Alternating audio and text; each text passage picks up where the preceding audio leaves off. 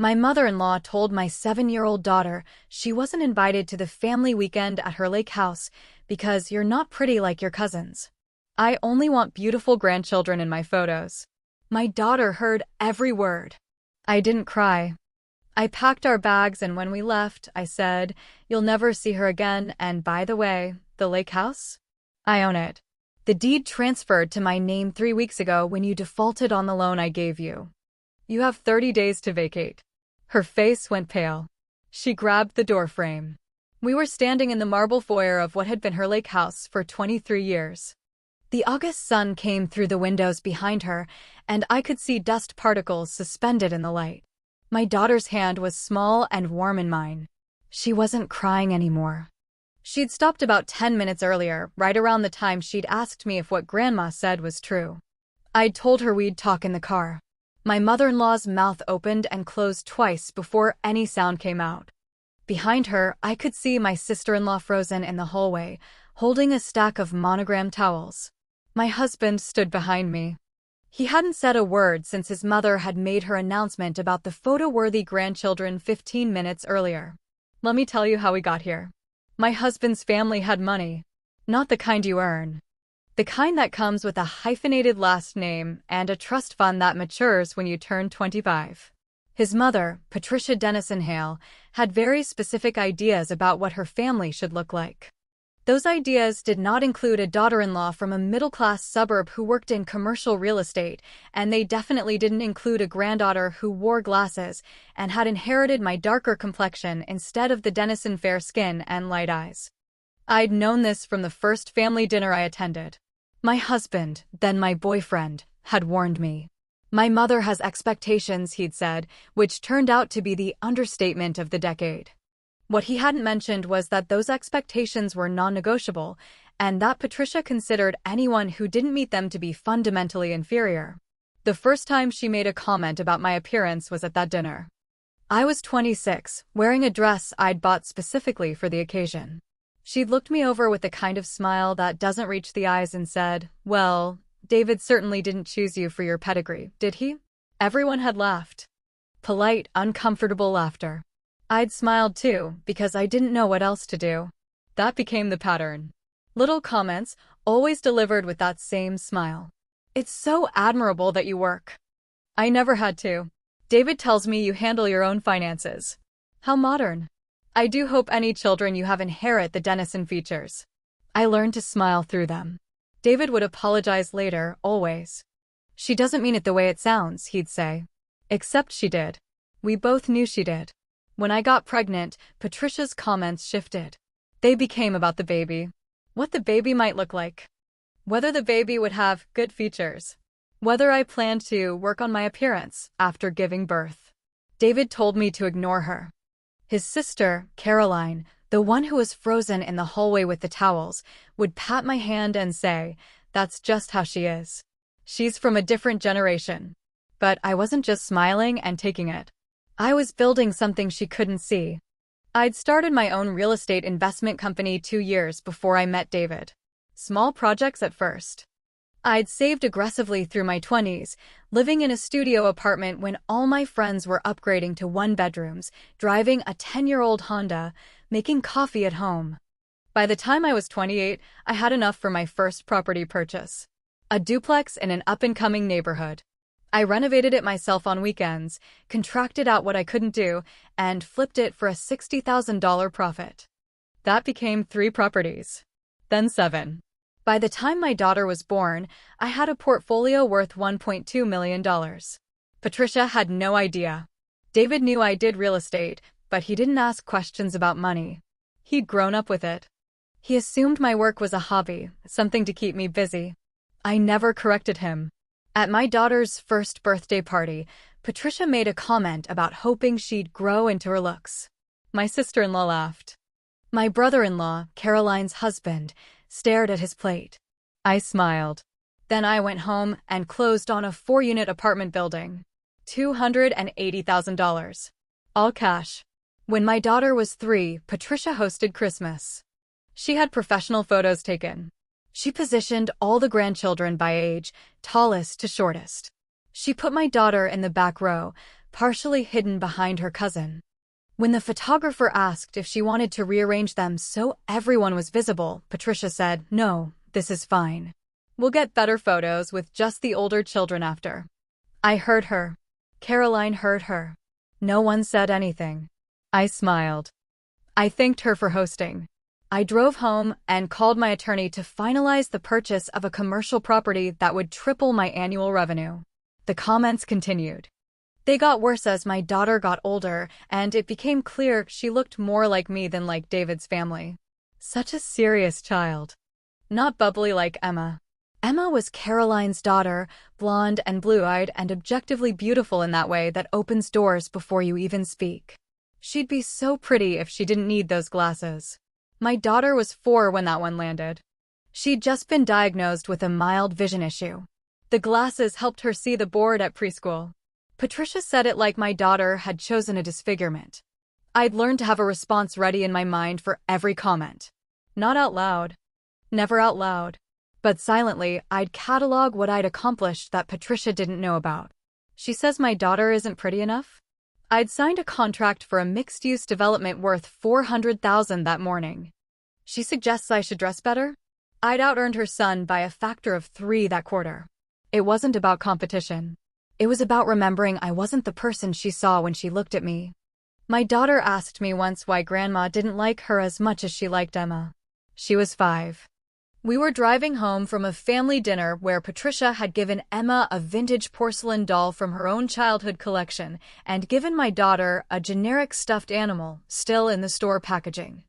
I'd told her that Grandma had a hard time showing love sometimes, and that it wasn't about her. That was true. It was also incomplete. The full truth was that Patricia was cruel, and I was allowing my daughter to be exposed to that cruelty because I was waiting for the right moment. David would ask me sometimes why I still went to family events. "You don't have to subject yourself to this," he'd say after a particularly bad dinner. I'd tell him it was important to maintain family relationships. That was partially true. The other part was that I was watching. Learning. Every dismissive comment, every slight, every time Patricia made my daughter feel small, I was documenting it. Not formally. But I remembered. The lake house had been in the Dennison family for 40 years. Patricia's father had built it in the 70s. It sat on 6 acres with 300 feet of private waterfront. Patricia considered it her crown jewel. She hosted there every summer. The family weekend was an annual tradition, Friday through Sunday in August. Swimming, boating, professional family photos on the dock at sunset. My daughter had attended every year since she was born. 3 years ago, Patricia's financial situation changed. Her divorce from David's father had been finalized when David was in college, and she'd received a substantial settlement. But substantial isn't infinite, especially when you maintain a lifestyle that includes a primary residence in an expensive neighborhood, the lake house, annual trips to Europe, and a shopping habit that could fund a small country. Her trust fund had conditions. She couldn't access the principal, only the interest. And in a low-interest rate environment, that interest wasn't keeping up with her expenses. She'd mentioned money troubles once at a family dinner. Casually. The way wealthy people do when they're testing the waters to see if anyone will offer help. "The property taxes on the lake house have become absolutely ridiculous," she'd said. "I might have to consider selling." Caroline had gasped. David had looked concerned. I'd said nothing. 2 weeks later, Patricia had called me. That surprised me. We weren't close. We were barely cordial. But she needed money, and she'd somehow learned that I worked in real estate. She thought I might know someone interested in buying the lake house. I'd met her for coffee. She'd been uncomfortable asking. People like Patricia aren't accustomed to needing things from people they consider beneath them.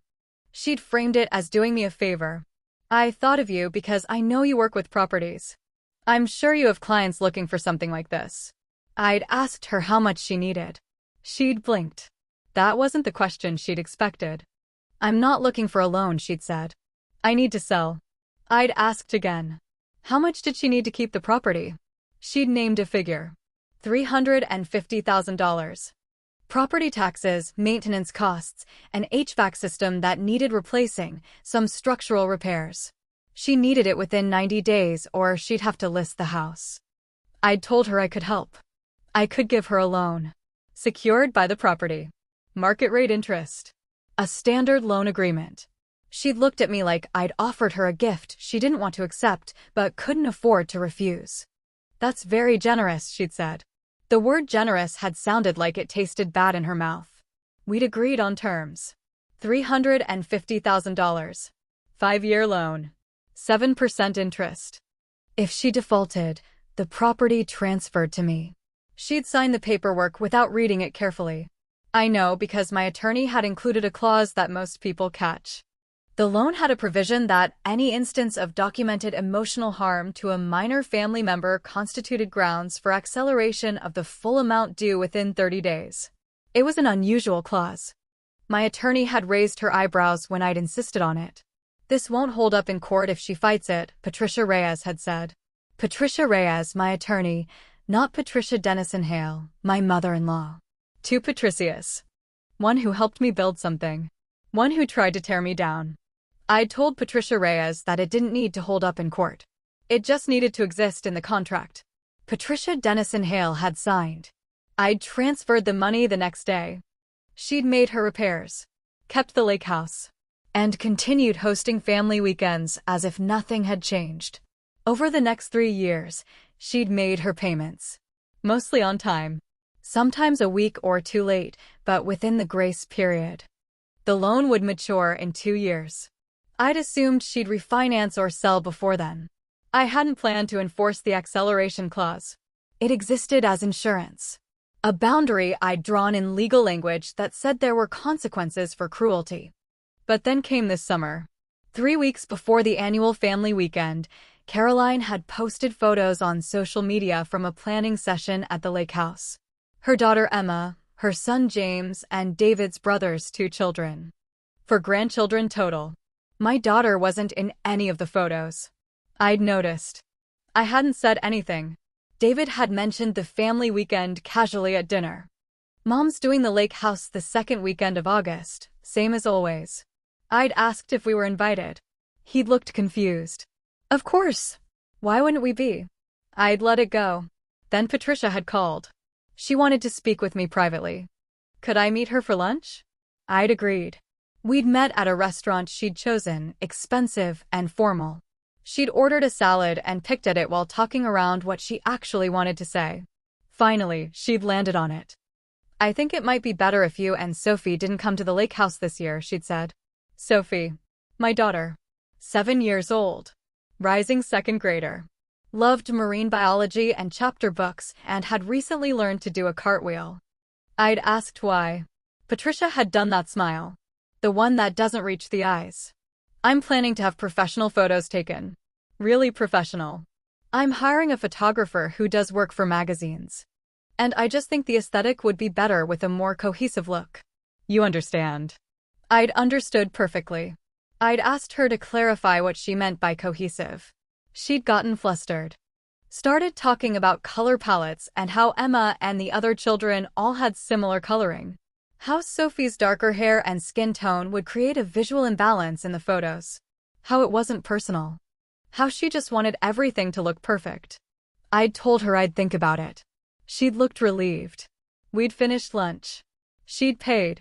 I'd thanked her. Then I'd gone back to my office and called Patricia Reyes. "I need you to prepare a default notice," I'd said. "Include documentation of emotional harm to a minor. I'll send you the recording from lunch." I'd recorded it. Not legally admissible in our state without 2-party consent, but I didn't need it for court. I needed it for my own records. Proof that this had happened. That I hadn't misunderstood or overreacted. Patricia Reyes had prepared the paperwork. I'd held it. I hadn't delivered it yet.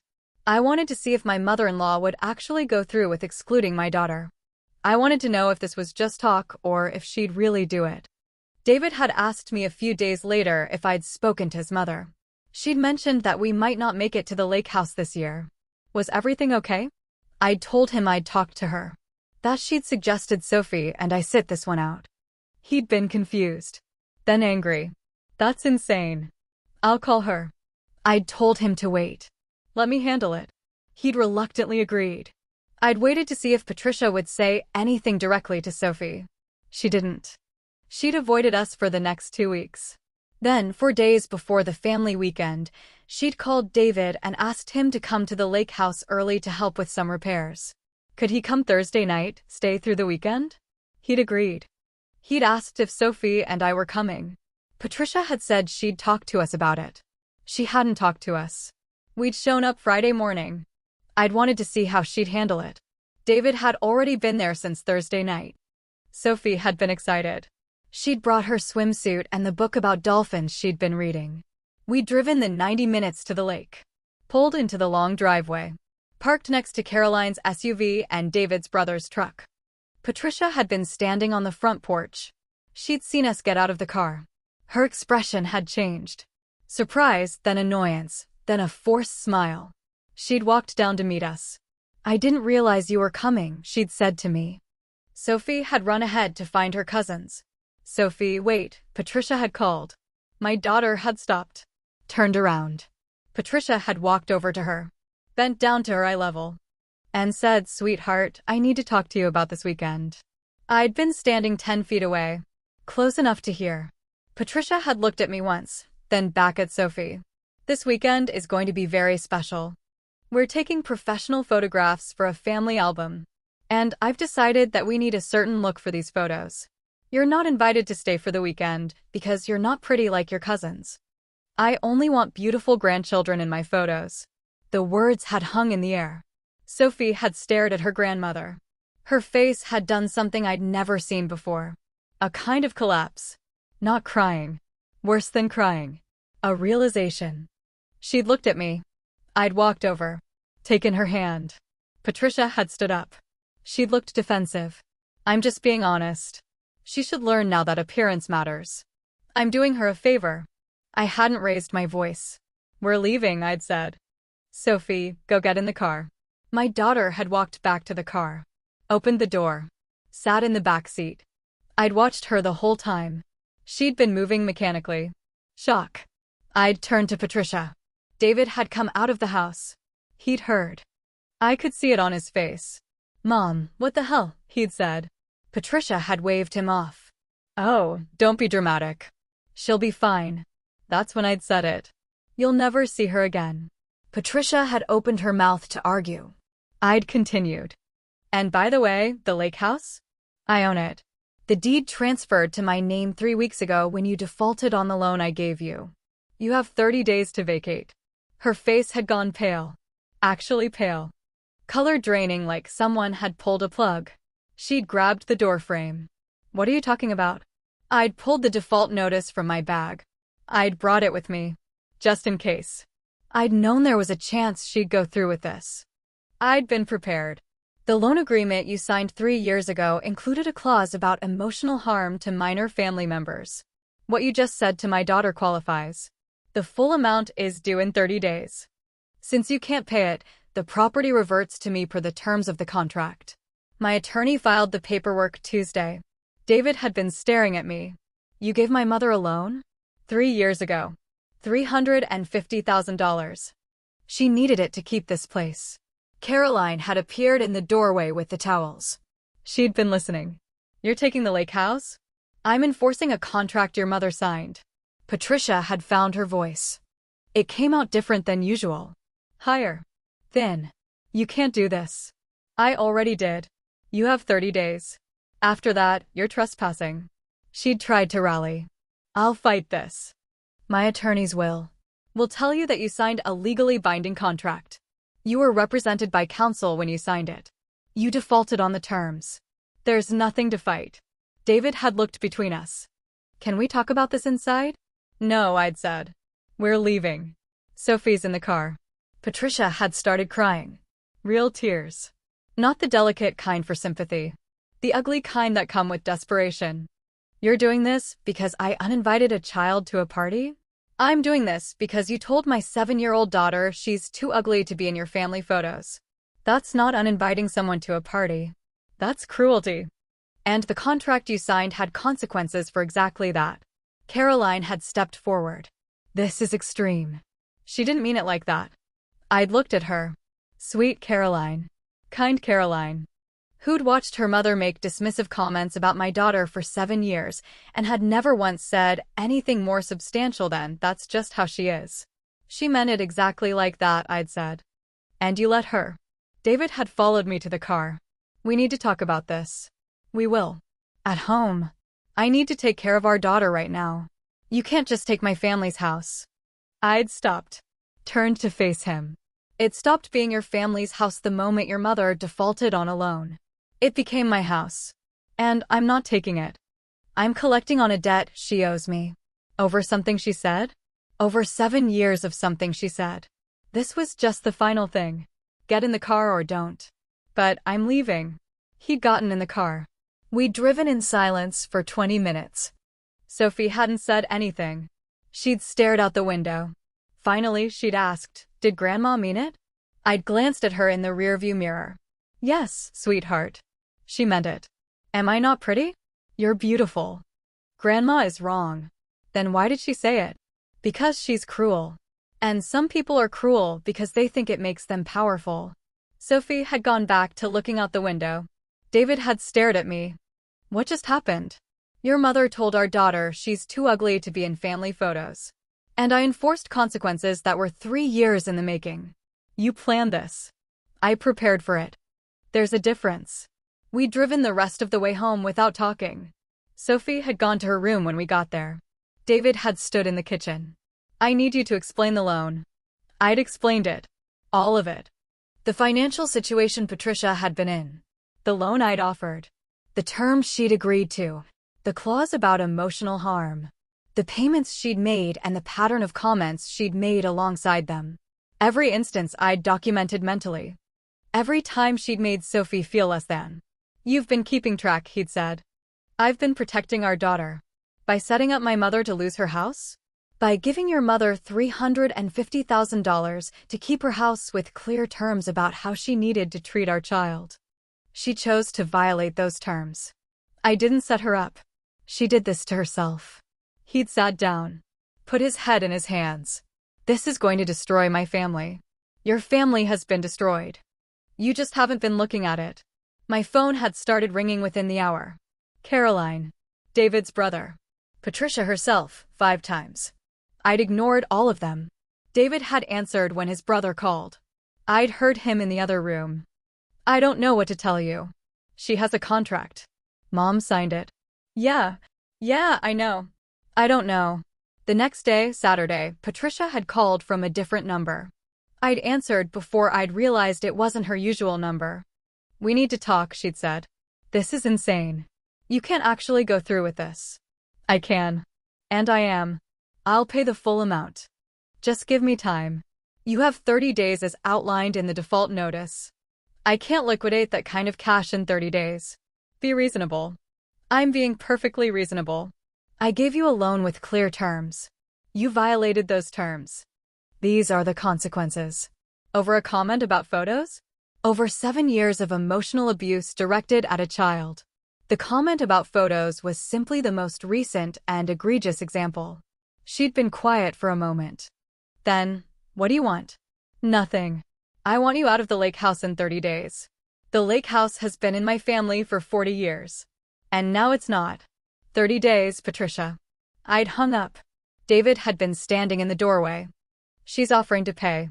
"She can't. Not in 30 days. Maybe not ever. You know this will end my relationship with my mother. Your relationship with your mother ended the moment she told our daughter she was too ugly to photograph. You just didn't realize it yet." He'd left the house. Gone for a drive. Come back 3 hours later. "I talked to Caroline. She wants to buy the lake house from you. It's not for sale. What are you going to do with it?" "I haven't decided. But it won't be hosting family weekends where some grandchildren are welcome and others aren't." The 30 days had moved forward. Patricia had hired an attorney. Her attorney had called my attorney. Patricia Reyes had called me. They're arguing the emotional harm clause is unenforceable. Too subjective. What did you tell them?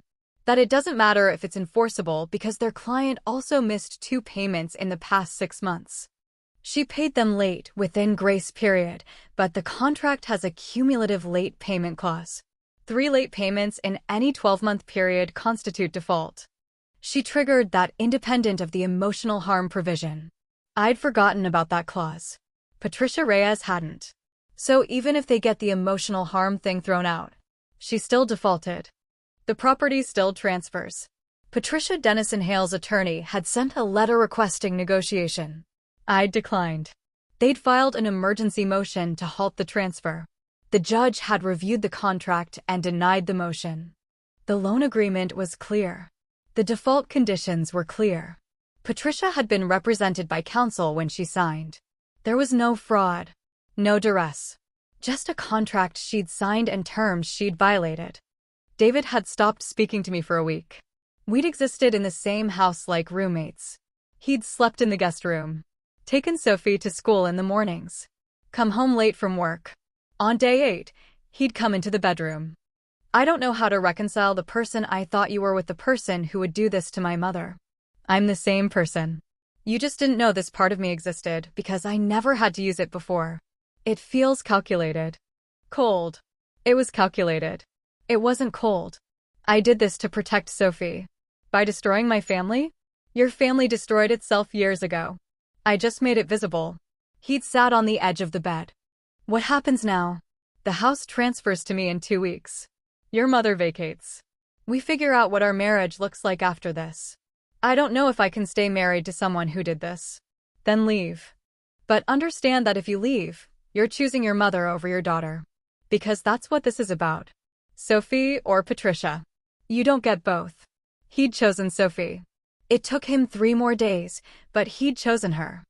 He'd called his mother and told her he wouldn't be helping her move out of the lake house. That what she'd said to Sophie was unforgivable. That he'd been complicit in years of poor treatment and he was done. Patricia had shown up at our house. I'd seen her through the window. I'd told Sophie to stay in her room. Patricia had knocked. David had answered. You need to leave. I need to talk to you. To both of you. There's nothing to talk about. Please. I'm losing my house. I'm losing my family. You lost your family when you told a 7-year-old she was too ugly to love. I never said I didn't love her. You didn't have to say it. You showed it. Every day for 7 years. I'd opened the door wider. Stepped into view. You have 2 weeks to be out of the lake house. After that, I'll have the locks changed and anything remaining will be considered abandoned. Patricia had looked at me. Really looked at me. Maybe for the first time. I underestimated you. Yes, you did. I'm sorry about what I said to Sophie. No, you're not. You're sorry you're losing a house. That's not the same thing. She'd tried one more time. What if I apologize to her? Properly? She doesn't need your apology. She needs you to not exist in her life. And I'm making sure that happens. Patricia had left. David had closed the door. We'd stood in the entryway. That was brutal, he'd said. It needed to be. The transfer had happened on schedule. I'd become the legal owner of 6 acres of waterfront property with a 4-bedroom house, a boathouse, and 300 feet of private beach. Patricia had moved out 2 days before the deadline. Caroline had helped her pack. David's brother had rented a truck. I'd driven up on the day after she'd left to inspect the property. She'd taken everything. Furniture, artwork, the monogram towels. She'd left the house empty except for the things that were attached. Light fixtures. Appliances. The dock. I'd walked through the rooms. Stood on the deck overlooking the lake. It was quiet. Peaceful. Mine. I'd listed it for rent 3 weeks later. Executive vacation rental. $15,000 a month, minimum 1-month stay. It booked within a week. A family from California, relocating for a job, needed temporary housing while their new home was being built. They paid 6 months in advance. $90,000. Patricia's friends had stopped calling me within a month. Caroline had sent a long email about family and forgiveness and how I'd torn apart something that could have been repaired. I deleted it without responding. David's brother had called once, asking if there was any way Patricia could buy the house back. I'd told him no. He'd asked if I was punishing her. I'd told him I was establishing boundaries she should have respected years ago. Sophie had asked me about the lake house 2 months after we'd left. We'd been having dinner. Just the 2 of us. David had been working late. Are we ever going back to Grandma's lake house? It's not Grandma's anymore. It's mine. Are we going back? Maybe. When you're older. If you want to. I don't think I want to. That's okay. We don't have to. She'd gone back to eating. Then, Mom? Am I pretty? I'd put down my fork. You're brilliant and kind and funny, and yes, you're pretty. But pretty is the least important thing about you. Grandma didn't think so. Grandma was wrong about a lot of things. Do you think she's sad? About the house? Probably. Do you feel bad? I'd thought about that. Really thought about it. No, I don't. Should I? Sophie had shaken her head. I don't think so. She was mean. Yes, she was. My daughter had smiled. Small, but real. The first real smile I'd seen from her in weeks. I'm glad you made her leave. David had struggled for months. He'd maintained boundaries with his mother, but it cost him.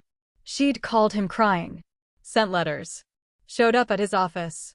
He'd held firm, but I could see it wearing on him. We'd started marriage counseling in October. The therapist had asked him what he'd needed from me during this. He'd said he'd needed me to tell him what I was planning. That the secrecy had felt like a betrayal. I'd told him that if I'd told him, he would have talked me out of it. Or warned his mother. Or tried to find a middle ground that didn't exist. He'd admitted that was true. The therapist had asked me if I trusted him. I'd said I trusted him to be loyal to his mother over our daughter, which was why I hadn't told him. That had been a hard session. We'd gotten better. Slowly. He'd started to see the pattern he'd been ignoring. The comments he'd dismissed as harmless. The exclusions he'd rationalized. The times he'd asked me to be understanding instead of asking his mother to be kind. He'd apologized to Sophie. Told her he should have protected her better. She'd forgiven him immediately. Children are good at that. Patricia had moved into a 2-bedroom condo in a complex 40 minutes away. The divorce settlement from David's father included a clause that she'd receive a portion of his pension, but it wasn't enough to maintain the lifestyle she'd had. She'd had to sell her primary residence too. Caroline had tried to maintain a relationship with her, but it was strained. Patricia blamed me for everything. The lost house. The fractured family. Her reduced circumstances. I'd seen her once, 6 months after the transfer. In a grocery store. She'd been in the produce section. I'd been buying apples. We'd made eye contact. She'd looked away first. Pushed her cart past me without saying anything. I'd continued shopping. David had asked me that night if I ever regretted it. Taking the house. Cutting off his mother. I'd told him I regretted that it had been necessary. But I didn't regret doing it. The rental income from the lake house had been steady. I'd used it to fund Sophie's college account. $65,000 in the first year alone. By the time she was ready for college, the account would be fully funded. Patricia's cruelty had become my daughter's education. Sophie had thrived. 2nd grade had been hard at first. She'd been quieter than usual. Her teacher had called, concerned. We'd explained what had happened. Not all of it. Just that she'd had a falling out with her grandmother and was processing some hurt feelings. The teacher had been understanding. Had kept an eye on her. By winter break, Sophie had been back to herself. Making friends. Raising her hand in class. Reading 3 grade levels above her age. She'd stopped asking about Patricia by spring. Stopped wondering if Grandma missed her. Stopped trying to understand why someone who was supposed to love her had been so cruel. She'd simply moved on. Children are resilient like that. They adapt. They survive. David's relationship with his mother had remained fractured. She'd called on holidays. He'd answer sometimes. Keep the conversation brief. She'd ask about Sophie. He'd tell her Sophie was doing well. She'd ask if she could see her. He'd say no. She'd cry. He'd end the call. This became their pattern. Caroline had tried to organize a reconciliation dinner once. 11 months after the lake house transfer. She'd invited David and me without telling us Patricia would be there. We'd arrived at the restaurant. Seen Patricia at the table. David had turned around and walked out. I'd followed. Caroline had called later, angry. You can't avoid her forever. She's family. David had told her that Patricia had made her choices and we'd made ours. That family didn't mean accepting abuse. That he was done pretending everything was fine. Caroline had stopped trying after that. I'd expanded my real estate portfolio using the lake house as collateral. Borrowed against the equity. Purchased 2 more rental properties. The business had grown.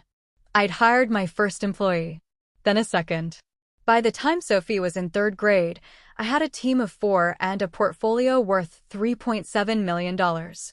David had asked me once if I'd planned all of this from the beginning. The business growth. The financial independence. The ability to enforce consequences against his mother. I'd told him I'd planned to protect myself and my daughter. The rest had been a byproduct of that goal. Patricia had tried to reach out to Sophie directly once. Sent a birthday card with money in it. $50. Sophie had been 8. I'd found the card in the mail. Opened it before giving it to Sophie. The card had said, "I'm sorry. I love you. Please call Grandma." I'd shown it to David. We'd discussed it. Decided together that Sophie wasn't ready. We'd put the money in her college fund and thrown away the card. Sophie had asked me a few months later if I thought Grandma had changed. I'd told her I didn't know. That people could change, but it took work and time and genuine remorse. That I hadn't seen evidence of that from Grandma. Sophie had nodded. Said okay. Gone back to reading her book about sharks. The lake house had been rented continuously for 2 years. Executives. Relocating families.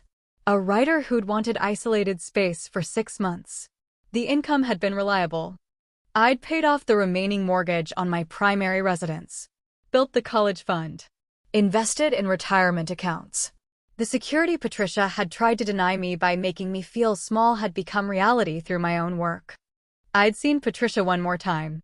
Sophie's 3rd grade school play. Sophie had the lead role. A musical about sea creatures. She'd played a marine biologist. Had 11 lines and 2 songs. She'd been nervous for weeks. Practiced every night. The show had been on a Thursday evening. The auditorium had been full. David and I had arrived early. Gotten seats in the 3rd row. The lights had dimmed. The show had started. I'd seen Patricia in the back row. She'd come alone. Wearing a coat I recognized from years earlier. She'd watched the whole show. When Sophie had taken her bow, Patricia had stood. Applauded. Then left before the lights came up. David had seen her too. He'd tensed. Should I go talk to her? Do you want to? I don't know. Then don't. We'd waited for Sophie in the lobby. She'd come out beaming. Makeup still on. Costume half unzipped. Did you see me? You were perfect, I'd told her. I didn't forget any of my lines. We're so proud of you. David had hugged her. Best marine biologist I've ever seen. We'd gone out for ice cream. Celebrated. Sophie had talked nonstop about the show. Who'd messed up their lines. How the fake seaweed had fallen during the 2nd act. How much fun it had been. She'd been happy. Genuinely, completely happy. I'd told her before bed that night that Grandma had been at the show. She'd looked surprised. Really? In the back row. She left before it ended. Did she like it? I think so. She stood up and clapped. Sophie had processed this. Did she want to see me? I don't know. She didn't stay to find out. Oh. A pause. I'm glad you and Dad were there. We wouldn't have missed it. She'd hugged me. Gone to bed. I'd stood in the hallway outside her room for a while, thinking about the little girl who'd been told she wasn't pretty enough to photograph. About the confident kid who'd just performed in front of 200 people without fear. About the distance between those 2 versions of my daughter and what it had cost to protect the second one from becoming the first. David had found me in the hallway. You okay? Yeah, I'm good. I was thinking about what my mom said. That day at the lake house. About Sophie not being pretty enough. What about it? Sophie is beautiful. Anyone with eyes can see that. I know. My mom is blind. Willfully blind. She sees what she wants to see and ignores everything else. That's been true for a long time. I'm sorry I didn't see it sooner. You see it now. That's what matters. We'd gone to bed. The next morning had been normal. Breakfast. School drop-off. Work. The ordinary rhythm of a life built deliberately, carefully, with clear boundaries and enforced consequences. 3 years after the lake house transfer, Patricia sent a letter. Handwritten. Addressed to me. David had brought in the mail. Seen the return address. Do you want me to open it? No. I'll read it. I'd opened it that evening, after Sophie was in bed. The letter was 2 pages. Her handwriting had gotten shakier. She was 68 now.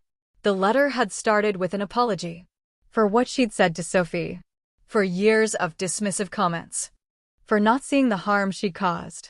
She'd written that she'd been in therapy for 2 years, that she'd had to confront her own prejudices and cruelty, that she understood why I'd done what I'd done, that she didn't expect forgiveness, but wanted me to know she was sorry. The second page had been about Sophie, how she'd driven past the school sometimes hoping to catch a glimpse of her, how she'd gone to the play and watched her granddaughter shine on stage, how she'd realized too late that she'd sacrificed a relationship with an extraordinary child because of her own vanity and prejudice, how she'd like the chance to know Sophie if that was ever possible. I'd read the letter twice, put it in a drawer, told David about it the next morning. What do you think? He'd asked. I think she means it. I also think it's too late. Is it? For Sophie. Sophie is 10 years old.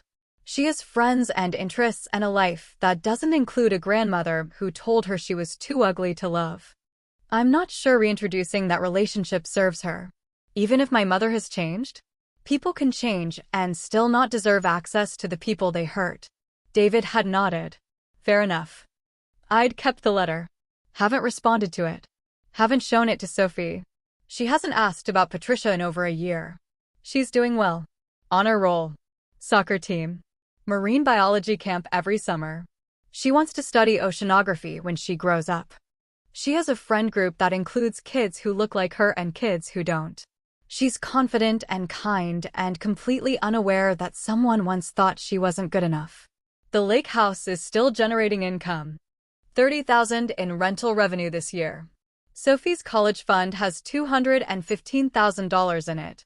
She's 11 now. 7 more years until college. At this rate, she'll have enough for undergraduate and graduate school. All from a property that was supposed to be her grandmother's legacy, but became her future instead. David and I are good. Better than good.